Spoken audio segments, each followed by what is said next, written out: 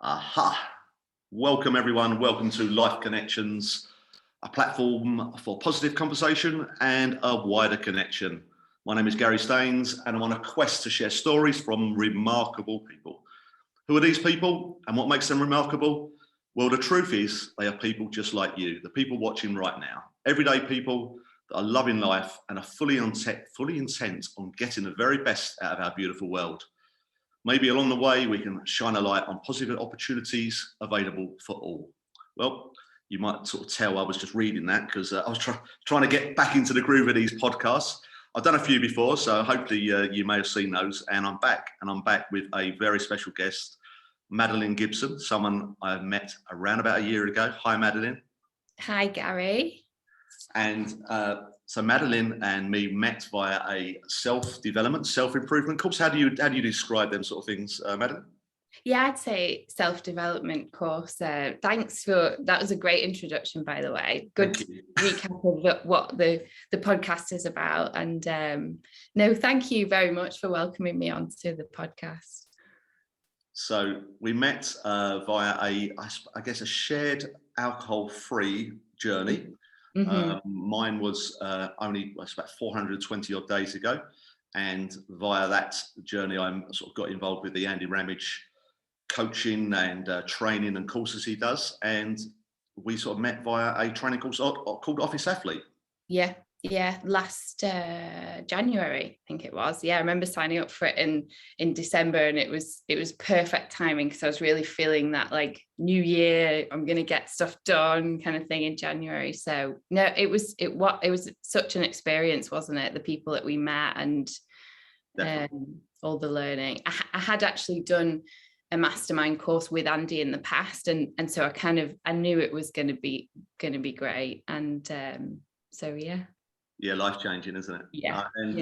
I really didn't know what to expect before we went in there. And for me, it was just like trying to cement my alcohol-free because I was getting to the point, like you said, just after Christmas, and thought I'd be around about 100 days and I needed something else at that point. How long have you been alcohol-free? Are you still alcohol-free?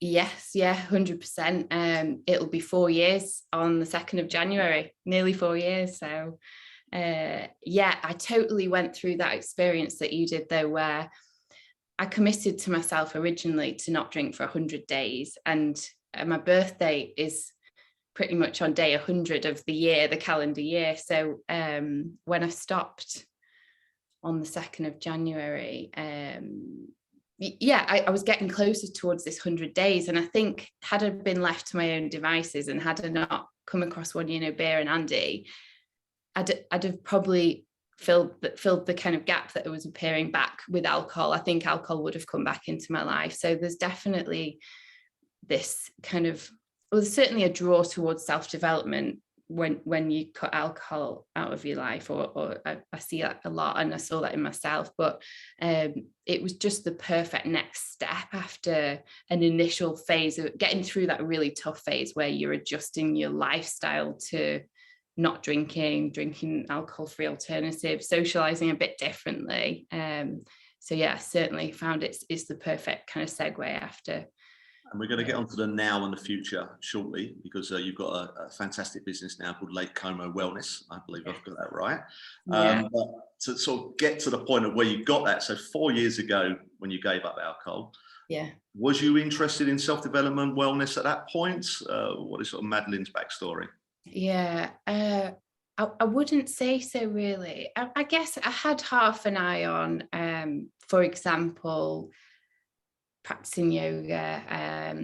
I did a bit of running. I did a marathon while I was still drinking. The thing that was lacking in any kind of interest in self-development or wellness was consistency. There was no consistency whatsoever. That I had these glimmers of interest in taking care of myself, and or for example, I'd have moments where I'd take seriously the idea that I'm going to stop drinking now. There's more that I could be doing more than this, but I never followed through with it or never kept anything up. So I guess so. If the question is what got me to the stage where I finally ditched the alcohol, yeah, I don't know. It was a long journey there, to be honest, as it is for a lot of people. I started drinking at a pretty young age, like quite horrifying, especially now as a mother, when I think about my daughter. She's only a toddler, but I started drinking pretty young, in a kind of act of rebellion, and then I carried that through school, nights out at school, you know, going into sixth form. Then I went to university, and it was like I had even more free reign on time, going to the pub, dragging all my housemates down to the pub every night. Then I went to law school, and it continued, and then finally found myself as a lawyer in the City of London, which for me personally, and I know it's not for everyone, was the place to be if you wanted any excuse to drink on any night of the week. I enjoyed, I was a real estate lawyer, and I enjoyed working with, you know, commercial property clients in the city. It was kind of exciting work, but 4 out of 5 days of the week, I was only really half there. Honestly, I knew I wasn't fulfilling my kind of potential. I know that a younger version of me would, you know, maybe train to be a lawyer, but then want to become a judge, or want to, you know, progress that and really kind of excel in whatever I was doing. But I was in a stage of, you know, I'm here, I'm just tumbling along with this now, and it suits me, it's earning me a good wage, I've got good friends, I'm going out a lot and stuff. And to be honest, I could have kind of got stuck there for the rest of my life. And it wasn't that it was a really bad life or anything, but it just was, I just had this thing in the back of my mind where I knew I had a lot more to give and to learn and to do. So I actually left the law whilst I was still drinking, and because an opportunity came up through family to come over to Italy and work in a storage business over here. And so yeah, that was obviously there was a change in career there, or there was kind of a pause in career as far as I knew at the time. And but then a new kind of challenge in terms of alcohol, living the expat life in a beautiful part of the world, you know, coming home from work on a Friday night in July to Lake Como and all of the tourists. Yeah. It's like proper holiday vibe, and that's hard for anyone who's trying to not drink to kind of resist, I guess. And but I just at the time, like, as I got further into the alcohol-free journey, just replaced that with the whole, I'm going to get up and go for a run in the morning, or in the evening when I get home from work and it's cooled down a bit, I'd rather be doing something like that. So yeah, it all started whilst I was over here living in Italy. And I do think I had it was difficult in the sense of that whole kind of lifestyle change, but in other ways it was easier than, you know, if I was still in London surrounded by all my friends who were still kind of socializing in that way. So there was pros and cons to it, but so yeah, so I hope I'm not going on here.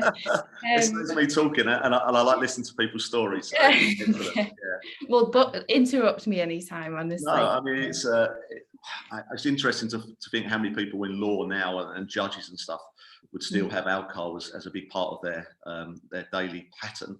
And, and I come from a building industry. I was a builder. I'm still a builder now, and obviously alcohol's pretty endemic into that society, and I think pretty much in most people's occupations and everyday life, isn't it? You know, it's a powerful pull. You know, exactly. And I'd say, you know, with having like an Irish family background, and it's certainly something that's been prominent in my family background as well, and just in the culture that we've all grown up in, isn't it? So I think at the time when I was on the cusp of going alcohol free, I had this feeling that it was just me, and I was the only one that was kind of struggling with this, to the extent that I was looking at ways out of it. But then you join something like One Year No Beer and realize how many people are affected by this, and kind of don't know, like for me personally, when I was drinking it, I genuinely didn't grasp that there was a possibility to live without alcohol. Like it didn't cross my mind that that is a thing that could happen. I always thought, okay, I can do dry January, reset, but I could never envisage a life without alcohol and being present. So yeah, it's a mindset, isn't it? Where yeah, with the dry Jan and the stop October, it's like if you do the month, it's great. It's really good to have a rest. I think your body needs it. But yeah, if you've got a mindset that day one of the following month you're starting again, oh it's yeah, kind of it's a different approach to say, right, yeah, I'm gonna push through and quit on this, and maybe start something a whole new exciting. And yeah, I found that with me, it's like I'd never really done any. I tried moderating, mm, but it was like then it would be binge. Sort yeah, of come back to doing the binge. The stop was becoming further away, so it just would there would be no stop on a drinking session after the moderation. But giving exactly, up, it just gives you this whole excitement. I think it's that you touched on it about replacing with something else, so maybe running or fitness, reading, the whole self yeah, development, and I yeah, think that's probably why a lot of people get involved with like Andy Ramage and Pat Divley, and there's so many like sort of great self development. Some people would call them gurus. How do you see those type of people? the word that comes straight away is just inspiring. When you are inspired upwards to people that are really relatable and have kind of been through what you've been through, but Andy shares his story openly of he was in the city working, etc. That's what really spoke to me, was seeing Andy on Instagram's lives talking about his alcohol-free life, talking about being out and about when it was the sunrise on a Friday morning rather than like dragging himself into the office. And I was like, oh, I know I could do that. And it didn't happen for a while. I didn't quit drinking and I was up, first thing in the morning every day. But gradually these things that are at one point an aspiration or, something that people that inspire you do, they become your own lifestyle with consistency. And the going along the alcohol-free journey, at first it starts off like, I just need to not drink, eat all the sugar, eat all the crap, but just kind of hibernate if you need to, practice socializing without it and stuff, and just do what you need to do to get through it. But I mentioned, my initial target was 100 days. I'm going to not drink till my birthday. And things just started kind of evolving, and I just started my priorities changed. It became important to me to prioritize exercising or eating well, or spending my time reading rather than, going on some really convoluted public transport in order to get to an event and be able to drink, without bringing my car. The hard way.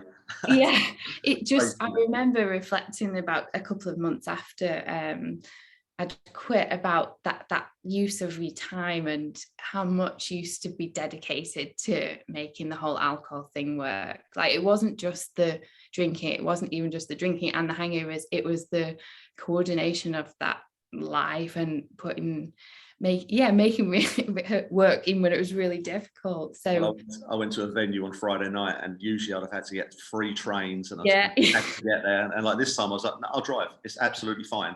And then I'm like home within an hour. yeah, Sleep really well. Get up 2 or 3 hours before I would have got up the following day, full of energy. And then you can find that extra time. You use that time for something else, isn't it? This is, and it's crazy that I think many people use alcohol to enhance the event. But really is the actual event that gets enhanced by not drinking alcohol. That's the exactly. people wouldn't believe that, Yeah. but the two don't need to go hand in hand. No. Some of the weddings, for example, that I've been to, not drinking, I've literally had the best time. There are moments at certain events where you feel a bit uncomfortable, but once you kind of get better practice at kind of checking in with yourself and more attuned to yourself, you're more able to kind of manage those uncomfortable moments. And that's certainly been like a huge part of that journey for me, is becoming more self-aware, more self-attuned, and just coming onto the kind of leading up to this launch of Lake Como Wellness recently. That's come about through there's two or three different strands to it, but a huge one is this kind of type of mindfulness / psychotherapy practice that I've trained in since quitting drinking. There's a bit of a story to it, and I'll just really quickly go through it. I was probably about 9-10 months alcohol free. Everything was going okay, but there were some slightly stressful things going on in my family, and work was really stressful. We were preparing the business for sale, and as you'll know, just because you quit drinking, it doesn't mean that like life is perfect and you never face any problems or challenge. And there is a real journey that you go on in terms of this self-development and becoming more self-attuned. And so I was struggling quite a lot with that. I wasn't necessarily, I was so well grounded in my alcohol freeness, and so well aware of what an asset that was in me facing like these various situations, that I wasn't tempted to just stop drinking, but I wasn't really sure where to go. And actually, I think what I was experiencing when I look back at it was kind of a bit of burnout. So I went to, on the recommendation of someone, to this retreat centre near where I live in northern Italy. And without really realising what I'd signed up to, I thought I was kind of going for a reboot, a relax, and just a bit of a, stepping back from the day to day. And I got there, and it was a retreat that was being hosted by this guy who created this model of psychotherapy that's now has all these different applications in mindfulness, spirituality, coaching. And I was at first I was kind of like, oh, I didn't really sign up for all these workshops. I just wanted to put some cucumbers on my eyes and lie back. And as I find with so many things that happen in life, the kind of, I realized that it was exactly where I needed to be. Basically, it was like this was meant to happen. And it was my first experience of learning about this model of the mind, we could kind of call it, or an approach to the mind, called internal family systems. But I've subsequently been on a journey with that as well, and I've taken all the qualifications so that I'm still kind of a practitioner of it in my own personal life, but I'm now working with other people to kind of share it with them because of how much it helped me in that kind of pivotal moment in my own life. And is that something that would help most people? Would you? It's kind of sounds quite niche, but it's a niche approach, but it's actually something that it's applicable. I can't think of a person that wouldn't benefit from it, to be honest, because it's it's used in therapy with people with kind of severe mental health difficulties. It's also practiced by people in their day-to-day lives once they kind of learn the structure of it and the way. So for me, it completely transformed the way that I look at myself and other people. So most people would think that we all have one mind, one body, and but this model, the premise of the model is that our minds are made of multiple parts. These parts are kind of like sub-personalities that are within our mind, and unless we kind of pay attention to them as and when these different parts are activated or arise, we just see ourselves as one person, and we don't really pay close attention to the individual aspects of our mind. And there's a lot to be learned from doing that in terms of, for example, if we have a strong emotional reaction to a certain situation, we're feeling really angry about something, a lot of people, would think I can't be angry, I can't show my anger, it's bad to be angry, for example. And on the opposite side with the IFSs, you would see that as a part of you, just a part of you that's holding a lot of anger, and that anger in itself has a lot. You can learn a lot from that. It's a message. Yeah, it's more authentic as well, isn't it? That if you can connect with that part of you. Yeah. Does it differ much than the chimp paradox? Is it sort of on that same sort of wavelength, or just a little bit of a deeper, or has it got nothing to do with that whatsoever? Yeah, I think from what I understand of the chimp paradox, I guess you delve a little deeper into each of these parts of your mind. And so, yeah, it's like over time, you will build a relationship with these parts and ultimately heal them from, they call them burdens, which are basically beliefs, limiting beliefs that they've picked up over time because of situations that you've experienced in your life. So if you were if you were bullied at school, for example, there'll be a person that was bullied at school would have a part of them that was probably, or is likely to have a part of them that is constantly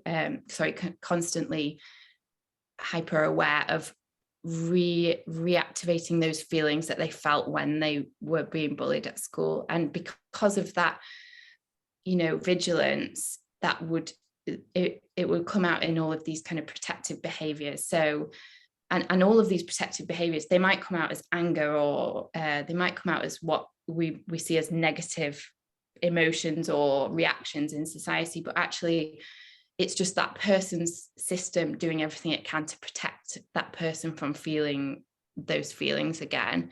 And so going through the whole of the IFS process and working alongside someone who practices it in the way that I do, you can kind of get to the root of why things are playing out in the patterns in your current life that might be rooted in something that's happened in the past, and you kind of go back to that time and heal it and transform it. And then the parts of you that are coming out as anger now, for example, actually transform their behavior into a more of a helpful way.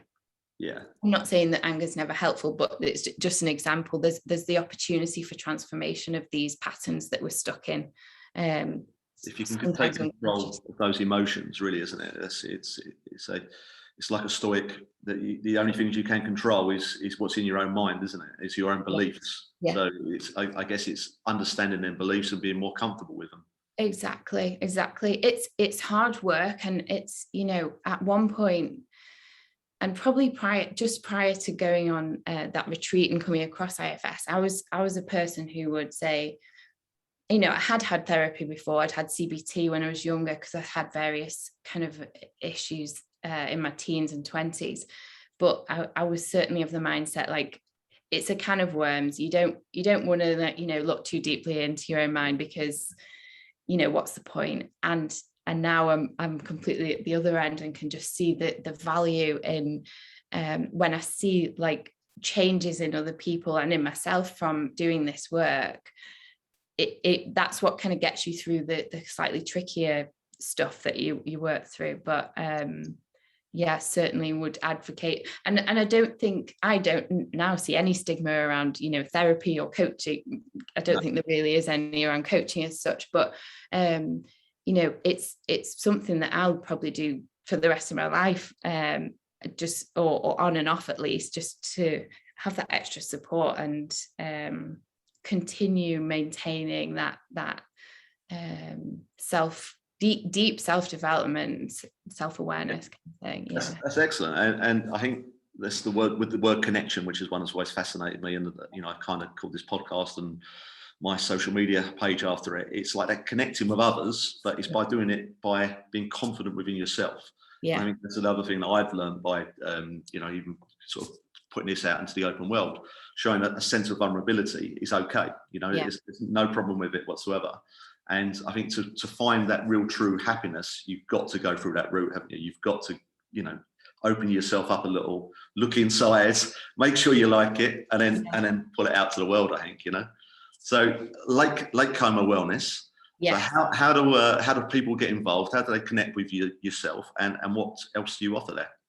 So yeah, it's early days. We've set up in the last couple of weeks, and so there's a few different angles to it. So we've got the yoga. That's one thing. So during the first lockdown, I did something that I'd wanted to do for quite a while and trained as a yoga teacher.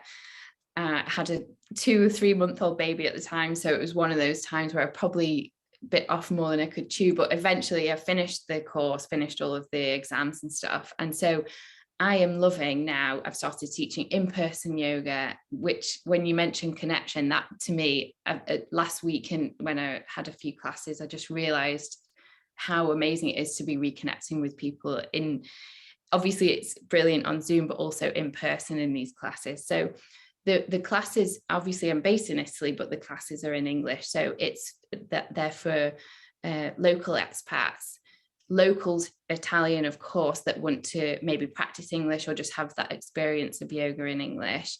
And then also visitors. So, you know, it's a very popular tourist destination around here. So I'm hoping that as we grow that we'll be welcoming people from all over the world to do some yoga and practice some of these kind of wellness practices on their holiday.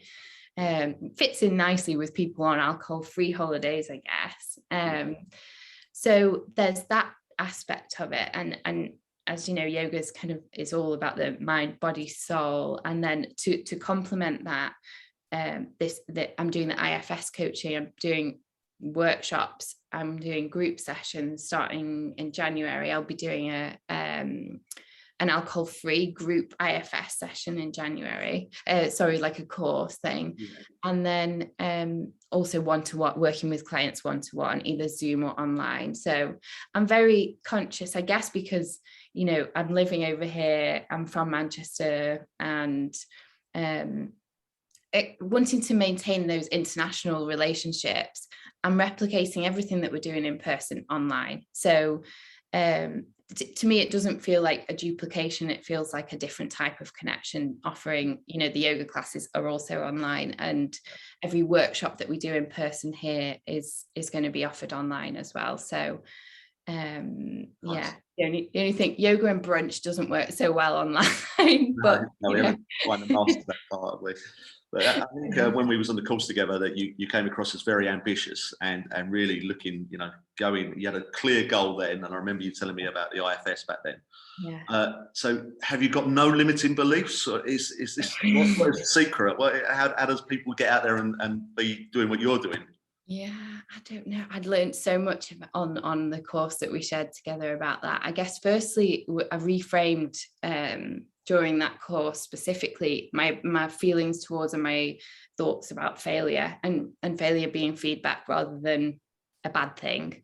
And so that gave me the confidence to just keep trying things out. And that there is a balance, because if you want, I definitely have part of me that, you know, I want to make a good impression. I want things to be perfect. And that's being balanced out with the part that's like, if we don't try this out, then we'll not know what's going to work and what's not. So that is the IFS is helping me as well to balance those two different parts for me that are like kind of seesawing a little bit. But yeah, I wouldn't say I have no limiting beliefs, but I think I have a pretty, in general, a stronger, certainly than say a couple of years ago, approach to when they arise, how to kind of handle them, and you know, showing myself compassion when these thoughts arise. Like, you know, I was on the boat across the lake heading to a yoga class last week, and you know, there's a part that's thinking, you know, what are you doing? You're not cut out for this. You're too introverted to. I've never taught anyone anything, you know, in a public class before, and I just kind of I can hear that, and I can not be consumed by it, and not let it, you know, change my course of direction. So, you know, it's, as I say, it's still early days, but I'm hoping that as I keep practicing, this compassionate way of responding to these limiting beliefs that will arise. And new limits, I think that new limiting beliefs arise every time you try something new, because you've never tried it before to know that it's totally going to be fine. So, and there's nothing wrong with that. It just shows, to me, it's a signal that I need to keep going, because you need to have a little bit of stress. I mean, it's about pushing out your comfort zone. I think like probably both of us weren't, maybe a little bit uncomfortable about sitting there doing this interview. I'm not a professional. You're doing excellent and building a nice brand, and so much exciting things to follow. Yeah. But we could just like have said, no, I can't be bothered.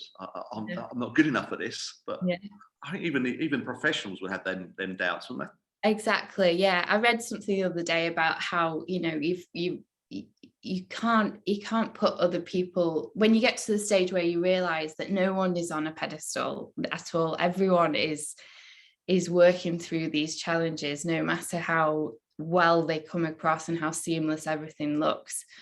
There's no one that's completely sorted. Everyone's facing the same challenges. We share so much as human beings, and I think that's the beauty of, we're all very much unique. But I think if we can all sort of like join together to be positive and try to be our best version every day. Sometimes we may falter. Like you said, the journey isn't always in one linear route. Exactly. But what more can we be doing, really? So I've got another sort of bit of a question, and sort of like a little bit left field one. Okay. Go back to, if you was looking back now on the 10-year-old Madeline, what would she say about you now?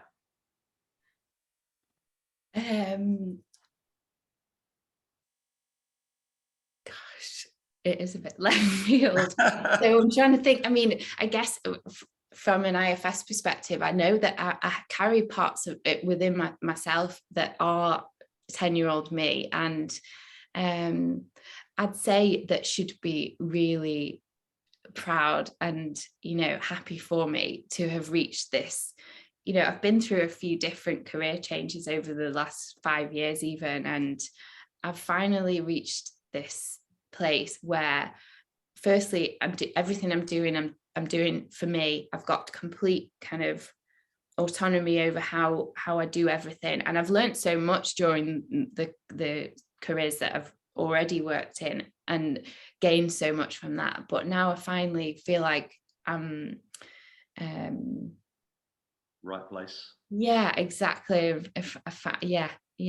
And it's really exciting. I feel so enthusiastic, and one thing's kind of giving me energy. The more I'm doing, the more energy I've got to do it. So I can kind of tell that I'm heading in the right direction, but I'm not too worried that I'm on the perfect path. I just know that if I keep up this momentum, I'll be I'm heading in the right direction. So learning to follow. And I think your socials is excellent. I think the way you do social media, it looks really good. It's very professional. That is so kind. Thank you. No, it really is good, and I hope that we'll share it a little bit more off the back of this video, and hopefully people can share it. When they got to watching this far, make sure you share it. I'd love that. Thank you. Out there. And hopefully, so we can look back at this in 5 years' time, and I'll ask this question: where do you see yourself in 5 years' time? This is the time for you to show us, the crystal ball. Like I said, there may be a few rocky paths, but where is Madeline and Latecomer Wellness going to be in 5 years' time? What's the bigger plan? I'm definitely a person that I don't have a really, really short-term thinking, but fairly short-term. So I do, and it's made in a positive way that, I feel completely open-minded and open to, where the journey takes me. I'd say if the business is at the stage where, and this is obviously assuming that, global travel is still doing okay, and we're in a good situation with that, but running in-person retreats and partnering with global wellness experts, even running, I do have a lot of aspirations in terms of these events and connecting people in person, and obviously some of it will be online, but hosting life transforming events that for people here in Lake Como is a huge part of the dream. So that'd be fantastic. I mean, you may know that I just went on a similar one in Spain with a fellow office athlete. Yes, and she organised something in Spain where just like-minded got together, and she's hoping to do future events out there. And it's brilliant. You know, if you can go to a destination, really relax, connect with people, and get some physical activity and wellness, it's brilliant. Amazing. No, that event that was so inspiring for me, and I could see everyone was raving about that. So go ahead and plan it. That's my advice to you. Get some dates get it out there, and people will come 100%. You know. Excellent stuff, Madeline. It's really been good talking to you. So I hope you've enjoyed it. You know, I've kind of relaxed. It's just two definitely. I know we can stay all evening. We've never met in person, just only ever connected via Zoom. And you know, I know that you're going to be going ahead and doing some more training with Andy Ramage on a coaching course. Something I'm going to be doing as well, which is going to be good. So good luck. I'm sure it won't be too long that we'll meet in person, hopefully. Definitely. Well, I wish you all the very best, and thank you for your time, Madeline. Thank you for everyone watching Life Connections or listening to us. We'll be back very soon with some more fellow superheroes, whether they be alcohol-free or whether they're drinking. It doesn't really matter, as long as they're trying to live their best life. I mean, that's the key. Right. Thank you very much. We'll wrap it up there. Thanks, Gary. Okay. Bye-bye. Bye.